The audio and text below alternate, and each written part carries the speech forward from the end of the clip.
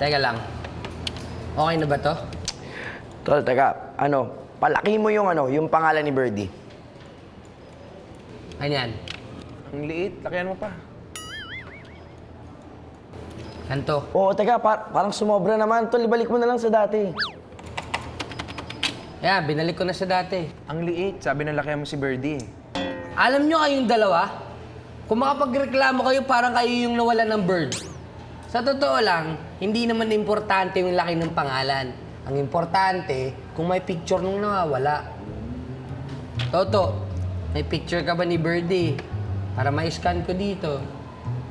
Meron. Meron ka ba? Meron, syempre. Ito pala eh. Okay na.